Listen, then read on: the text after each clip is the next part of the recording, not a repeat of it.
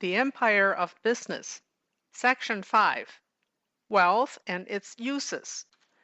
Wealth, as Mr. Gladstone has recently said, quote, is the business of the world, end quote. That the acquisition of money is the business of the world arises from the fact that, with few unfortunate exceptions, young men are born to poverty and therefore, under the salutary operation of that remarkably wise law which makes for their good, quote, thou shalt earn thy bread by the sweat of thy brow, end quote. It is the fashion nowadays to bewail poverty as an evil, to pity the young man who is not born with a silver spoon in his mouth. But I heartily subscribe to President Garfield's doctrine that, quote, the richest heritage a young man can be born to is poverty, end quote. I make no idle prediction when I say that it is from that class from whom the good and the great will spring. It is not from the sons of the millionaire or the noble that the world receives its teachers, its martyrs, its inventors, its statesmen, its poets, or even its men of affairs. It is from the cottage of the poor that all these spring.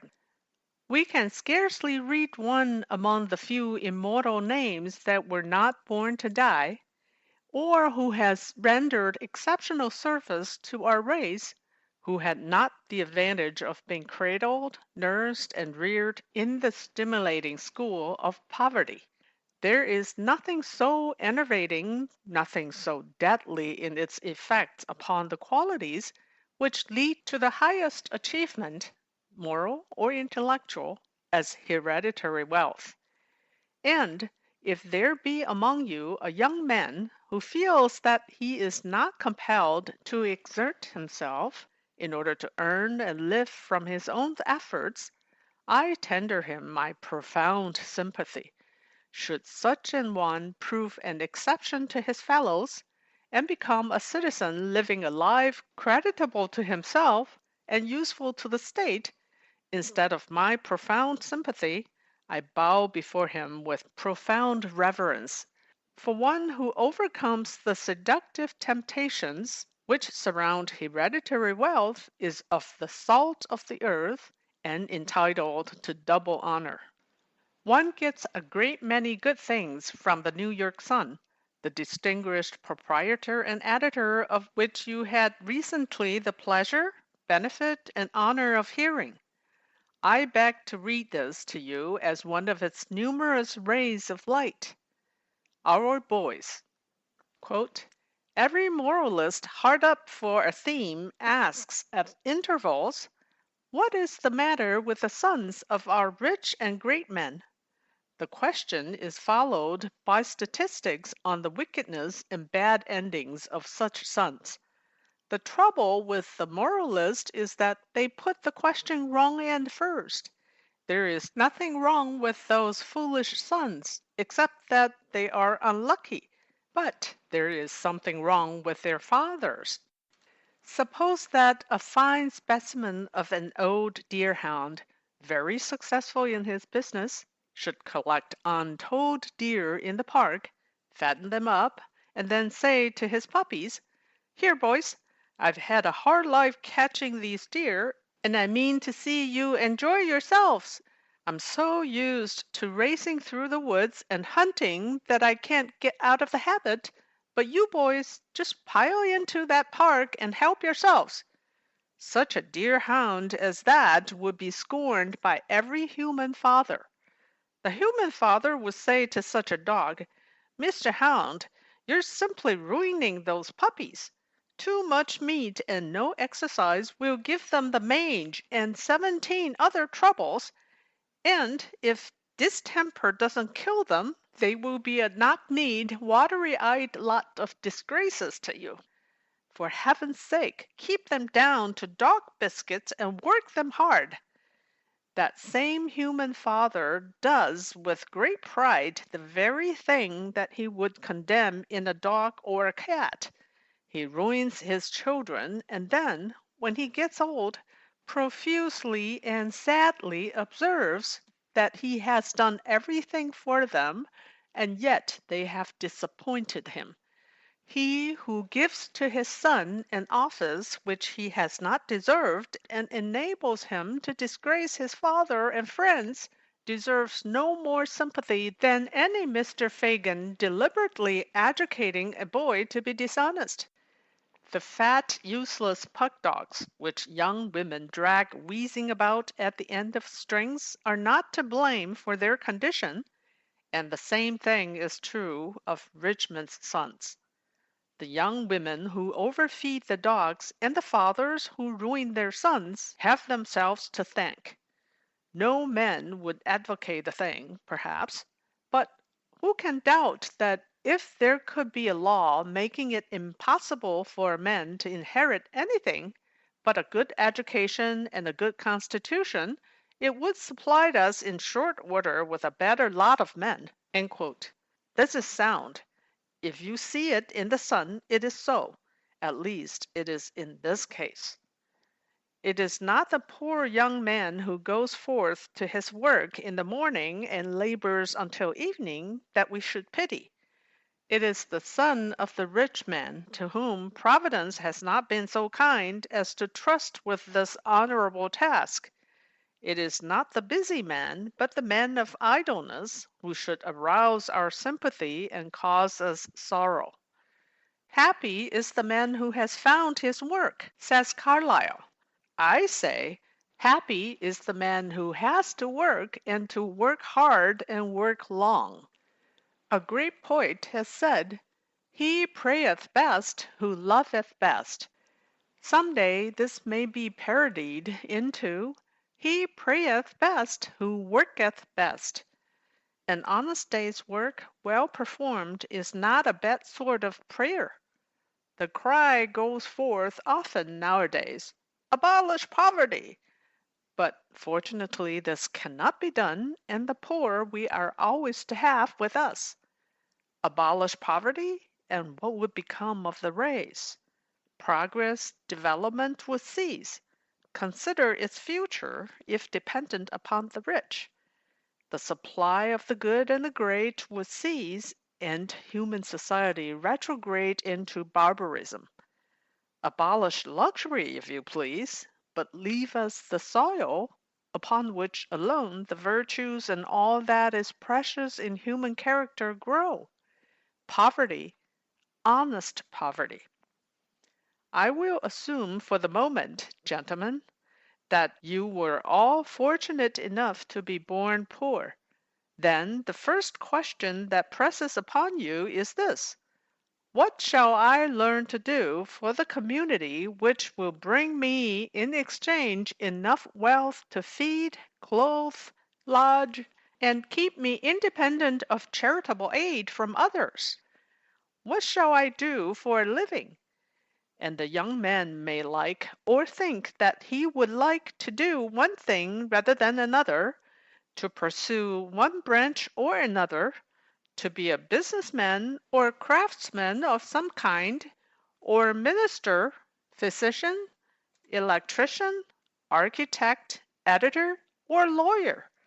I have no doubt some of you in your wildest flights aspire to be journalists. But it does not matter what the young man likes or dislikes. He always has to keep in view the main point. Can I attain such a measure of proficiency in the branch preferred as will certainly enable me to earn a livelihood by its practice? The young man, therefore, who resolves to make himself useful to his kind, and therefore entitled to receive in return from a grateful community which he benefits the sum necessary for his support, sees clearly one of the highest duties of a young man. He meets the vital question immediately pressing upon him for decision, and decides it rightly. So far, then, there's no difference about the acquisition of wealth. Every one is agreed that it is the first duty of a young man to so train himself as to be self-supporting. Nor is there difficulty about the next step, for the young man cannot be said to have performed the whole of his duty if he leaves out of account the contingencies of life, liability to accident, illness, and trade depressions like the present.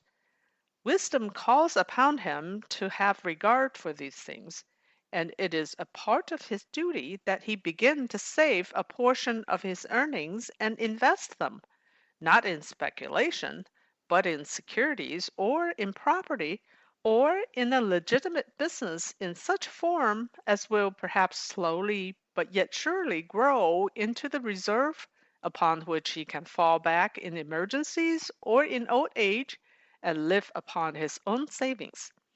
I think we are all agreed as to the advisability, nay, the duty, of laying up a competence and hence to retain our self respect. Besides this, I take it that some of you have already decided just as soon as possible to ask a certain young lady to share his lot, or perhaps his lots, and of course he should have a lot or two to share. Marriage is a very serious business indeed, and gives rise to many weighty considerations. Be sure to marry a woman with good common sense, was the advice given me by my mentor, and I just hand it down to you. Common sense is the most uncommon and most valuable quality in men or women. But before you have occasion to provide yourself with a helpmate, there comes the subject upon which I am to address you, wealth. Not wealth in millions, but simply revenue sufficient for modest, independent living. This opens up the entire subject of wealth in a greater or less degree. Now, what is wealth? How is it created and distributed? There are not far from us immense beds of coal which have lain for millions of years useless and therefore valueless. Through some experiment, or perhaps accident, it was discovered that black stone would burn and give forth heat. Men sank shafts, erected machinery, mined and brought forth coal, and sold it to the community. It displaced the use of wood as fuel, say at one half the cost. Immediately, every bed of coal became valuable because useful or capable of being made so. And here a new article worth hundreds, yes, thousands of millions was added to the wealth of the community. A Scotch mechanic one day, as the story goes, gazing into the fire upon which water was boiling in a kettle, saw the steam raise the lid, as hundreds of thousands had seen before him, but none saw in that sight what he did, the steam engine, which does the work of the world at a cost so infinitely trifling compared with what the plans known before involved, that the wealth of the world has been increased one dares not estimate how much. The saving that the community makes is the root of wealth in any branch of material development. Now, a young man's labor or service to the community creates wealth just in proportion as his service is useful to the community, as it either saves or improves upon existing methods. Commodore Vanderbilt saw, I think, 13 different short railway lines between New York and Buffalo, involving 13 different managements and a disjointed and tedious service. Albany, Schenectady, Utica, Syracuse, Auburn, Rochester, etc., were heads of some of these companies. He consolidated them all, making one direct line over which your Empire State Express flies 51 miles an hour, the fastest time in the world, and 100 passengers patronize the lines where one did in olden days. He rendered the community a special service which, being followed by others, reduces the cost of bringing food from the prairies of the West to your doors to a trifling sum per ton. He produced and is every day producing untold wealth to the community by so doing, and the profit he reaped for himself was but a drop in the bucket compared with that which he showered upon the state and the nation. Now, in the olden days, before steam, electricity, or any other of the modern inventions which unitedly have changed the whole aspect of the world, everything was done upon a small scale. There was no room for great ideas to operate upon a large scale, and thus to produce great wealth to the inventor, discoverer, originator, or executive. New inventions gave this opportunity, and many large fortunes were made by individuals.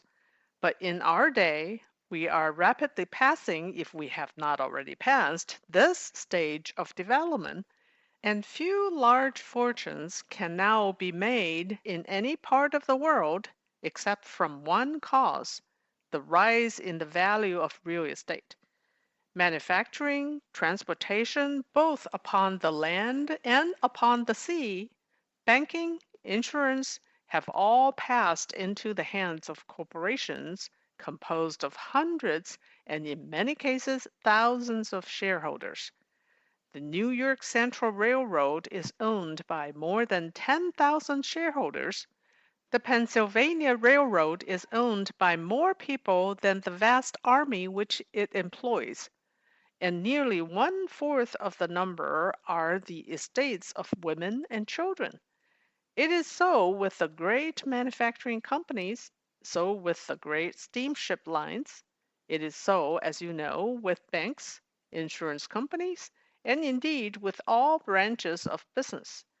It is a great mistake for young men to say to themselves, "Oh, we cannot enter into business." If any of you have saved as much as $50 or $100, I do not know any branch of business into which you cannot plunge at once. You can get your certificate of stock and attend the meeting of stockholders, make your speeches and suggestions, quarrel with the president and instruct the management of the affairs of the company, and have all the rights and influence of an owner. You can buy shares in anything, from newspapers to tenement houses. But capital is so poorly paid in these days that I advise you to exercise much circumspection before you invest. As I have said to working men and to ministers, college professors, artists, musicians, and physicians, and all the professional classes, do not invest in any business concerns whatever. The risks of business are not for such as you. Buy a home for yourself first, and if you have any surplus, buy another lot or another house, or take a mortgage upon one or upon a railway, and let it be a first mortgage, and be satisfied with moderate interest. Do you know that out of every 100 that attempt business upon their own account, statistics are said to show that 95 sooner or later fail? I know that from my own experience. I can quote the lines of Hudibras and tell you, as far as one manufacturing branch is concerned, that what he found to be true is still true to an eminent degree today. Ay me, what perils do environ the man that meddles with cold iron? The shareholders of iron and steel concerns today can certify that this is so, whether the iron or steel be hot or cold, and such is also the case in other branches of business. The principal complaint against our industrial conditions of today is that they cause great wealth to flow into the hands of the few. Well, of the very few, indeed, is this true. It was formerly so, as I have explained, immediately after the new inventions had changed the conditions of the world. Today, it is not true. Wealth is being more and more distributed among the many. The amount of the combined profits of labor and capital which goes into labor was never so great as today, the amount going to capital never so small. While the earnings of capital have fallen more than one half, in many cases have been entirely obliterated, statistics prove that the earnings of labor were never so high as they were previous to the recent unprecedented depression in business, while the cost of living, the necessaries of life, have fallen in some cases nearly one half. Great Britain has an income tax, and our country is to be subject to this imposition for a time. The British returns show that during the 11 years from 1876 to 1887, the number of men receiving from $750 to $2,500 per year increased more than 21%, while the number receiving from $5,000 to $25,000 actually decreased 2.5%. You may be sure, gentlemen, that the question of the distribution of wealth is settling itself rapidly under present conditions and settling itself in the right direction. The few rich are getting poorer, and the toiling masses are getting richer. Nevertheless, a few exceptional men may yet make fortunes, but these will be more moderate than in the past. This may not be quite as fortunate for the masses of the people as is now believed, because great accumulations of wealth in the hands of one enterprising man who still toils on are sometimes most productive of all the forms of wealth. Take the richest man the world ever saw, who died in New York some years ago. What was found in his case? That, with the exception of a small percentage used for daily expenses, his entire fortune and all its surplus earnings were invested in enterprises which developed the railway system of our country, which gives to the people the cheapest transportation known. Whether the millionaire wishes it or not, he cannot evade the law which, under present conditions, compels him to use his millions for the good of the people. All that he gets during the few years of his life is that he may live in a finer house, surround himself with finer furniture and works of art which may be added. He could even have a grander library, more of the gods around him, but as far as I have known millionaires, the library is the least used part of what he would probably consider furniture in all his mansion. He can eat richer food and drink richer wines, which only hurt him. But truly, the modern millionaire is generally a man of very simple tastes and even miserly habits. He spends little upon himself, and is the toiling bee laying up the honey in the industrial hive, which all the inmates of that hive, the community in general, will certainly enjoy. Here is the true description of the millionaire, as given by Mr. Carter in his remarkable speech before the Bering Sea Tribunal at Paris. Quote, "Those who are most successful in the acquisition of property, and who acquire it to such an enormous extent, are the very men who are able to control it, to invest it, and to handle it in the way most useful to society. It is because they have those qualities that they are able to engross it to so large an extent. They really own, in any just sense of the word, only what they consume. The rest is all held for the benefit of the public. They are the custodians of it. They invest it. They see that it is put into this employment, that employment, another employment. All labor is employed by it, and employed in the best manner, and it is thus made the most productive. These men who acquire these hundreds of millions are really groaning under a servitude to the rest of society, for that is practically their condition, and society really endures it because it is best for them that it should be so." End quote.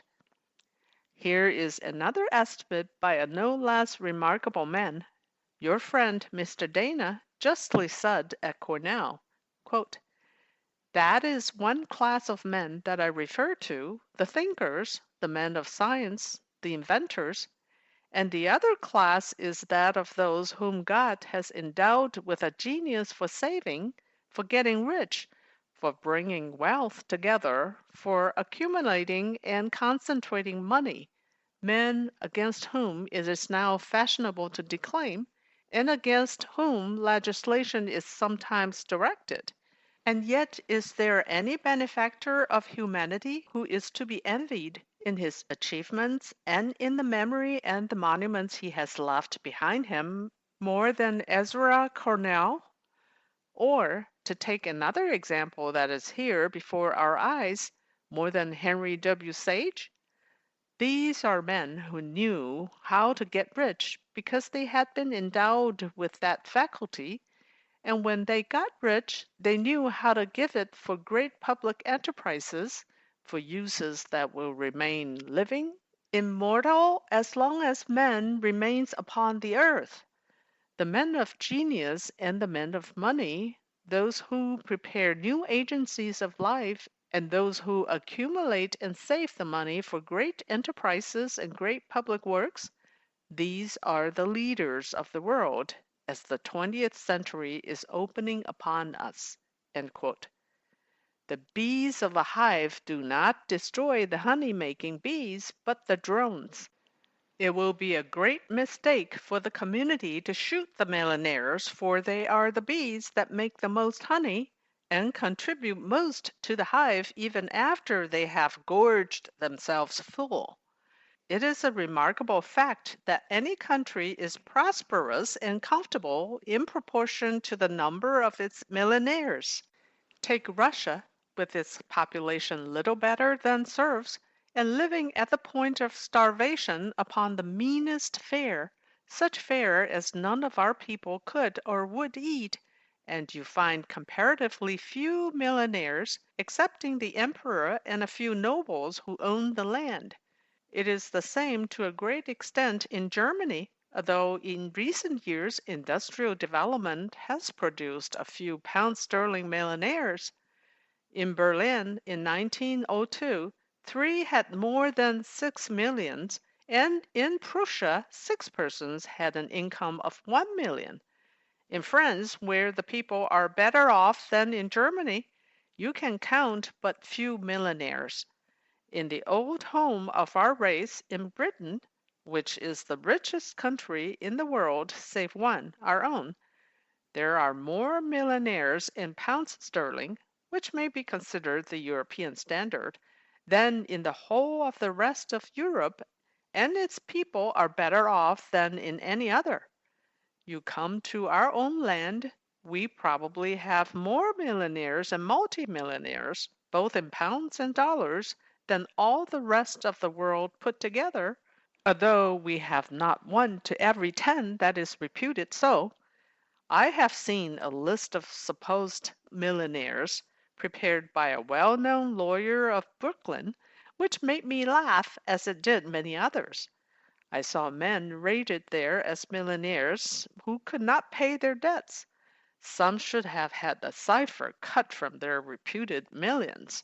Some time ago I sat next Mr. Evarts at dinner, and the conversation touched upon the idea that men should distribute their wealth during their lives for the public good. One gentleman said that was correct, giving many reasons, one of which was that, of course, they could not take it with them at death. Well, said Mr. Evarts, I do not know about that. My experience as a New York lawyer is that somehow or other they do succeed in taking at least 4/5 of it. Their reputed wealth was never found at death. Whatever the ideal conditions may develop, it seems to me Mr. Carter and Mr. Dana are right. Under present conditions, the millionaire who toils on is the cheapest article the community secures at the price it pays for him, namely his shelter, clothing, and food. The inventions of today lead to concentrating industrial and commercial affairs into huge concerns.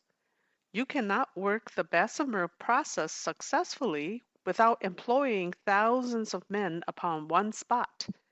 You could not make the armor for ships without first expending $7 millions, as the Bethlehem Company has spent. You cannot make a yard of cotton goods in competition with the world without having an immense factory and thousands of men and women aiding in the process. The great electric establishment here in your town succeeds because it has spent millions and is prepared to do its work upon a great scale. Under such conditions, it is impossible but that wealth will flow into the hands of a few men in prosperous times beyond their needs. But out of 50 great fortunes which Mr. Blaine had a list made of, he found only one man who was reputed to have made a large fortune in manufacturing. Fortunes are most often made from real estate. Next follow transportation, banking. The whole manufacturing world furnished but one millionaire. But assuming that surplus wealth flows into the hands of a few men, what is their duty? How is the struggle for dollars to be lifted from the sordid atmosphere surrounding business and made a noble career? Now, wealth has hitherto been distributed in three ways. The first and chief one is by willing it at death to the family. Now, beyond bequeathing to those dependent upon one the revenue needful for modest and independent living, is such a use of wealth either right or wise? I ask you to think over the result. As a rule, of millions given over to young men and women and sons and daughters of the millionaire, you will find that, as a rule, it is not good for the daughters, and this is seen in the character and conduct of the men who marry them. As for the sons, you have their conditions as described in the extract which I read you from the Sun. Nothing is truer than this, that, as a rule, the almighty dollar bequeathed to sons or daughters by millions proved an almighty curse. It is not the good of the child which the millionaire parent considers when he makes these bequests. It is his own vanity. It is not affection for the child, it is self-glorification for the parent, which is at the root of this injurious disposition of wealth. There is only one thing to be said for this mode. It furnishes one of the most efficacious means of rapid distribution of wealth ever known. There is a second use of wealth, less common than the first, which is not so injurious to the community, but which should bring no credit to the testator. Money is left by millionaires to public institutions when they must relax their grasp upon it. There is no grace, and can be no blessing, in giving what cannot be withheld. It is no gift because it is not cheerfully given, but only granted at the stern summons of death. The miscarriage of these bequests, the litigation connected with them, and the manner in which they are frittered away seem to prove that the fates do not regard them with a kindly eye. We are never without a lesson that the only mode of producing lasting good by giving large sums of money is for the millionaire to give as close attention to its distribution during his life as he did to its acquisition. We have today the noted case of $5 or $6 millions left by a great lawyer to found a public library in New York, an institution needed so greatly that the failure of this bequest is a misfortune. It is years since he died. The will is pronounced invalid through a flaw, although there is no doubt of the intention of the donor. It is sad commentary upon the folly of men holding the millions which they cannot use until they are unable to put them to the end they desire.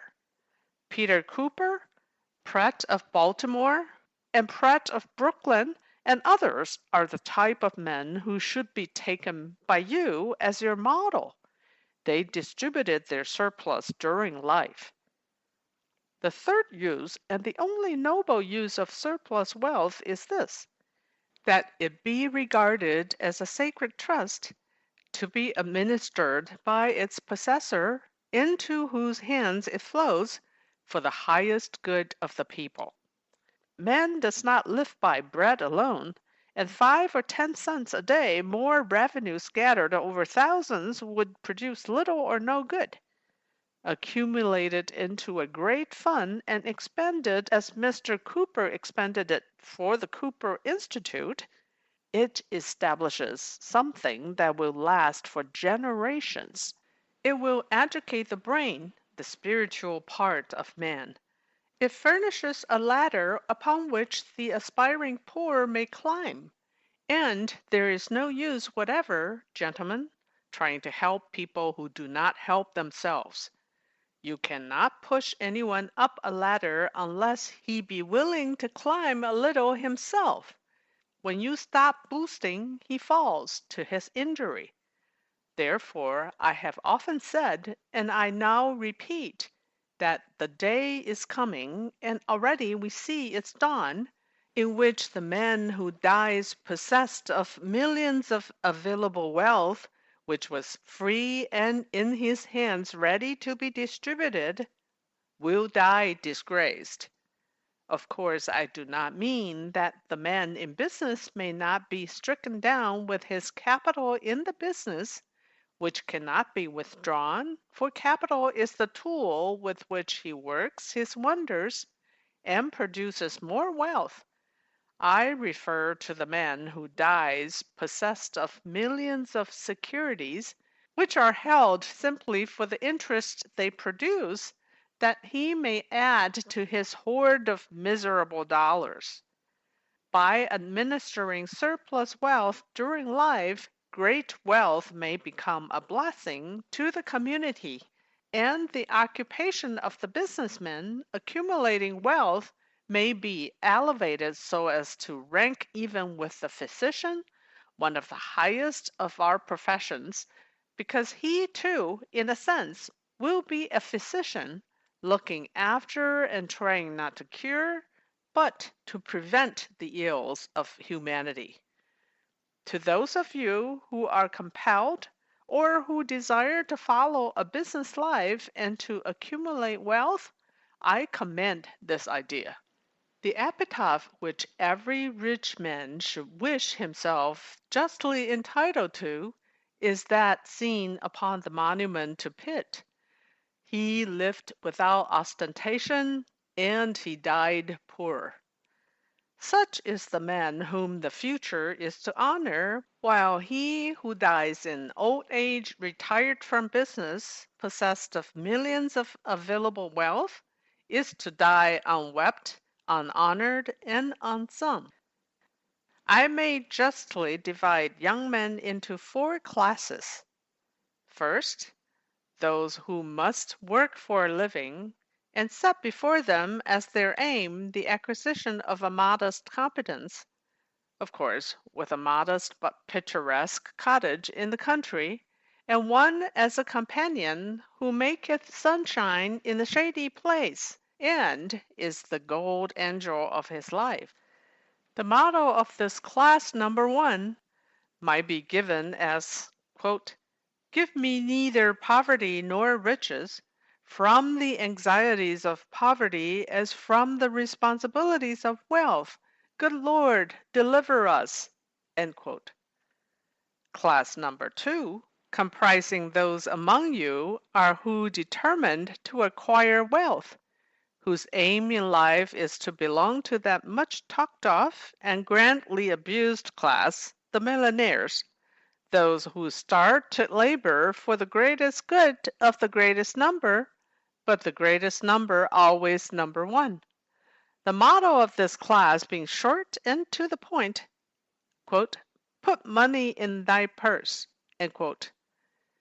Now, the third class comes along, The God they worship is neither wealth nor happiness. They are inflamed with noble ambition. The desire of fame is the controlling element of their lives. Now, while this is not so ignoble as the desire for material wealth, it must be said that it betrays more vanity. The shrine of fame has many worshippers. The element of vanity is seen in its fiercest phase among those who come before the public. It is well known, for instance, that musicians, actors, and even painters, all the artistic class, are peculiarly prone to excessive personal vanity. This has often been wondered at, but the reason probably is that the musician and the actor and even the painter may be transcendent in his special line without being even highly educated, without having an all-around brain.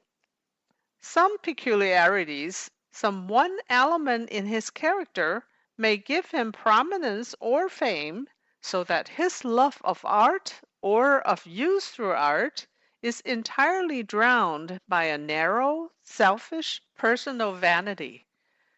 But we find this liability in a lesser degree all through the professions. The politician, the lawyer, and with reverence be it spoken, sometimes the minister. Less, I think, in the physician than in any of the professions, probably because he, more than in any other profession, is called to deal with the sad realities of life face to face. He of all men sees the vanity of vanities. An illustration of this class is well drawn in Hotspur's address. By heavens, methinks it were an easy leap to pluck bright honor from the pale-faced moon, or dive into the bottom of the deep, where phantom line could never touch the ground, and pluck up drowned honor by the locks. So he that doth redeem her thence might wear, without rival, all her dignities. Mark, young gentleman, he cares not for use, he cares not for state, he cares only for himself, and as a vain peacock struts across the stage. Now, gentlemen, it does not seem to me that the love of wealth is the controlling desire of so many as the love of fame, and this is matter for sincere congratulation, and proves that under the irresistible laws of evolution, the race is slowly moving onward and upward. Take the whole range of the artistic world, which gives sweetness and light to life, which refines and adorns, and surely the great composer, painter, pianist, lawyer, judge, statesman, all those in public life, care less for millions than for professional reputation in their respective fields of labor. What cared Washington, Franklin, Lincoln, or Grant and Sherman for wealth? Nothing. What cared Harrison or Cleveland? Two poor men, not unworthy successors. What care the judges of our Supreme Court or even the leading counsel that plead before them? The great preachers, physicians, great teachers are not concerned about the acquisition of wealth. The treasure they seek is in the reputation acquired through their service to others, and this is certainly a great step from the millionaire class who struggle to old age and through old age to the verge of the grave with no ambition, apparently except to add to their pile of miserable dollars. But there is a fourth class, higher than all the preceding, who worship neither at the shrine of wealth nor fame, but at the noblest of all shrines, the shrine of service, service to the race. Self-abnegation is its watchword. Members of this inner and higher circle seek not popular applause, are concerned not with being popular, but with being right. They say with Confucius, quote, "It concerns me not that I have not high office. What concerns me is to make myself worthy of office." End quote. It is not cast down by poverty, neither unduly elated by prosperity. The man belonging to this class simply seeks to do his duty day by day in such manner as may enable him to honor himself, fearing nothing but his own self-reproach. I have known men and women not prominently before the public, for this class courts not prominence, but who in their lives proved themselves to have reached this ideal stage.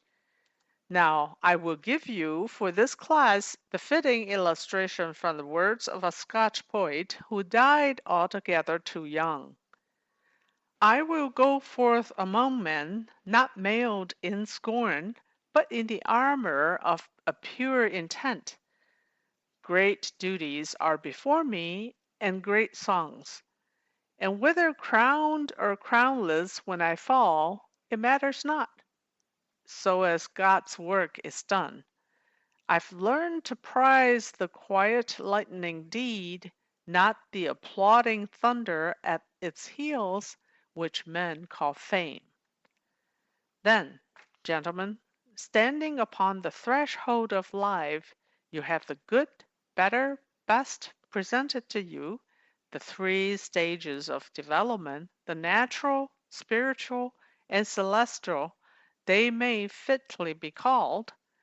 One has success in material things of its aim, not without benefit this for the race as a whole, because it lifts the individual from the animal and demands the exercise of many valuable qualities, sobriety, industry, and self-discipline. The second rises still higher, the reward sought for being things more of the spirit, not gross, immaterial, but invisible, and not of the flesh, but of the brain, the spiritual part of man. And this brings into play innumerable virtues which make good and useful men. The third or celestial class stands upon an entirely different footing from the others in this, that selfish considerations are subordinated in the select brotherhood of the best, the service to be done for others being the first consideration.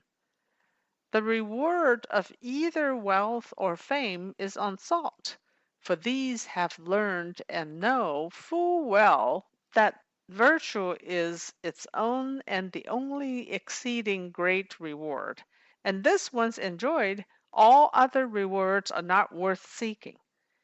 And so wealth and even fame are dethroned, and there stands enthroned the highest standard of all, your own approval flowing from a faithful discharge of duty as you see it, fearing no consequences, seeking no reward.